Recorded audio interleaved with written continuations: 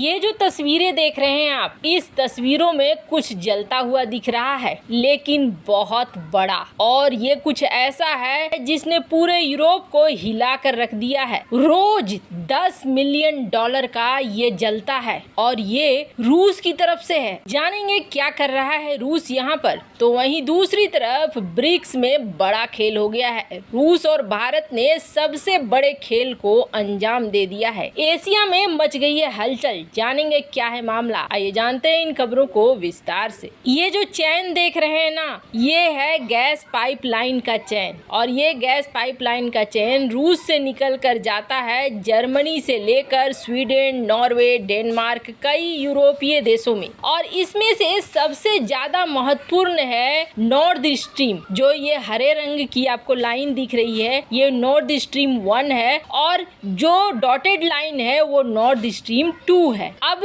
ये जो पाइपलाइन है, ये पाइपलाइन यूरोप के लिए बेहद महत्वपूर्ण है। लेकिन पिछले कुछ समय से रूस एक बड़ा खेल खेल रहा है। और रूस जो बड़ा खेल खेल रहा है उसमें यूरोपीय देश देख देख कर सिर्फ जल भून रहे हैं और कुछ नहीं। ये जो फोटो लिया गया है ये करीब जुलाई महीने का लिया गया है, जिसमें दिख रहा है कि दूर से कुछ जल रहा है। लपटें इतनी तेज है कि वो साफ साफ दिखाई दे रही हैं। ये जर्मनी तक जाने वाले पोर्टोवा प्लांट है और पोर्टोवा प्लांट के ऊपर ये लपटें दिखाई दे रही हैं। इन लपटों में आखिर क्या जल रहा है? वैसे आपको बता दें, रूस ने हाल ही में 10 से 11 दिनों के लिए नॉर्थ स्ट्रीम 1 को बंद किया था, गैस पाइपलाइन को बंद किया था, ये कह के कि हमें इसका मेंटेनेंस करना है। 9 से 10 दिन बीत जाने के बाद फिर से रूस ने शुरू किया था, लेकिन फिर अब 3 दिनों के लिए इसे बंद कर दिया गया। और जर्मनी इस वक्त गैस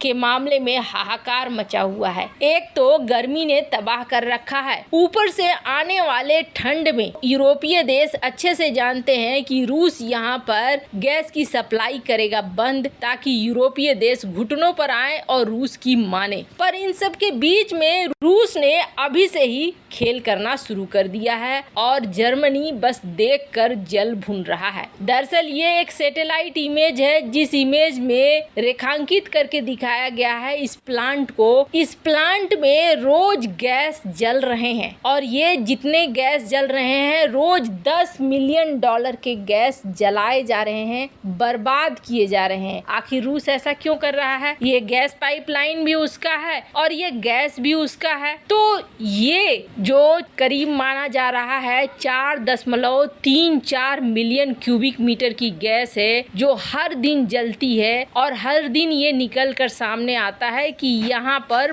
पोर्टोवाया प्लांट में एक बड़ा सा फ्लेम जल रहा है। गर्मी में ये और भी ज्यादा गर्माहट पैदा कर रही है, पर इसके बावजूद इसका जलना खत्म नहीं होता है। पहले तो यूरोपीय देशों ने इसे इग्नोर किया और सोचा कि ये रख रखाव में होता है, पहले भी कई बार हुआ है। लेकिन जब लगातार होने लगा तब इसमें दिखने लगा कि जर्मनी को गैस भेजने के बजाय रूस इन गैस को जलाकर बर्बाद कर देना पसंद कर रहा है, लेकिन जर्मनी को नहीं भेज रहा है। अब बात दरअसल है कि अब आप सोचेंगे कि क्यों आखिर रूस गैस को बर्बाद क्यों कर रहा है, इसे जलाने से उसे क्या फायदा है? तो दरअसल जो ये पाइपलाइन बना है ना, ये पूरा स्ट्रक्चर जो बना है, अगर इस स्ट्रक्चर में गैस का फ्लो नहीं होगा तो इसे शट डाउन करना पड़ेगा। और अगर शट डाउन कर दिया तो फिर से इसे स्टार्ट करने में बहुत ज्यादा खर्च आएगा और इस खर्च को रूस नहीं वहन करना चाहता है। यही वजह है कि जर्मनी को जाने वाले गैस को जलाकर खत्म कर रहा है, लेकिन जर्मनी को नहीं दे रहा है ये गैस। खैर, जहां हाहाकार मचा हुआ है यूरोप में, तो वहीं रूस के ऐसा करने पर अब पर्यावरण वाले भी चिल्ला उठे हैं। उनका कहना है कि रूस के ऐसा करने से रोज कितना ज्यादा CO2 निकलता है और ये वातावरण में फैल रहा है। रूस जो ये कर रहा है ये बहुत गलत है, ये आत्मघाती कदम है, जिसमें क्लाइमेट चेंज की बात कही गई है और कहा गया है कि रूस एक बड़े अमाउंट में गैस को जला रहा है और ये कम से कम रूस को चाहिए कि जर्मनी को दे दे, लेकिन जलाए नहीं। खैर, रूस की अपनी शर्तें हैं और उन शर्तों को भी पूरा होना चाहिए, ऐसा रूस का कहना है। जहां एक तरफ ये सब कुछ चल रहा है तो वहीं ब्रिक्स ने बिल्कुल एक धमाल सा मचा दिया है और ब्रिक्स ने एक तरीके से अमेरिका को सोचने पर मजबूर कर दिया है। जो चाह रहा था रूस, आखिरकार ब्रिक्स के जरिए वही सब कुछ हो रहा है और ये अमेरिका के लिए सबसे बड़ी चुनौती है। दरअसल जैसे जैसे वक्त बीत रहा है वैसे वैसे रूस के मार्केट पर भारत का कब्जा होता जा रहा है। अब जैसे कि भारत का टेक्सटाइल और कपड़ों का उद्योग ये भी रूस तक पहुंच रहा है और रूस के साथ भारत के फैशन रिलेटेड कई तरीके के एग्रीमेंट हो रहे हैं जिससे कि रूस पहुंचेंगे ये कपड़े वगैरह।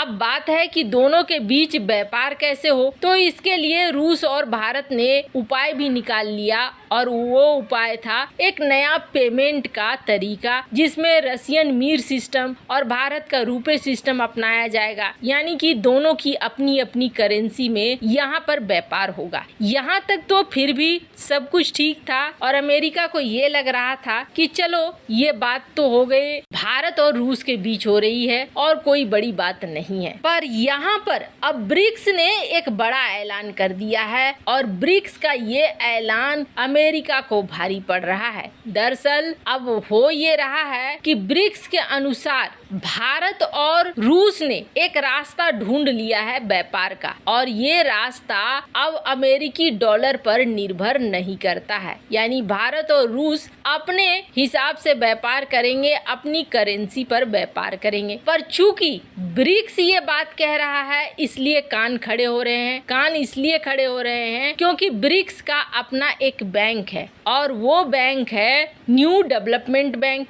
इस बैंक के जरिए ब्रिक्स के सहयोगी देश आपस में लोन वगैरह लेते हैं और व्यापार करते हैं। अब ब्रिक्स में जो ये बैंक है, जब से रूस यूक्रेन की लड़ाई शुरू हुई है तब से ये कोशिश कर रहा है कि इस बैंक के जरिए अपना व्यापार चलाएगा। कुल 41 देश हैं जो इस बैंक से जुड़े हुए हैं और अब अगर यहाँ पर एक नई करेंसी चलती है 41 देशों के बीच तो यहाँ से सीधे सीधे अमेरिकी डॉलर बाहर हो जाएगा। ब्रिक्स इंटरनेशनल फोरम की जो प्रेसिडेंट हैं पूर्णिमा आनंद, उन्होंने इस बात को साफ किया कि रूस और भारत के बीच रूबल और रुपए का व्यापार चल रहा है और दोनों को डॉलर की जरूरत नहीं है अपने व्यापार करने के लिए। दोनों के बीच आपसी समझौता हो चुका है। पर अब ऐसा लगता है जैसे रूस इस न्यू डेवलपमेंट बैंक का इस्तेमाल करेगा ताकि डॉलर को पूरी तरीके से बाहर किया जा सके।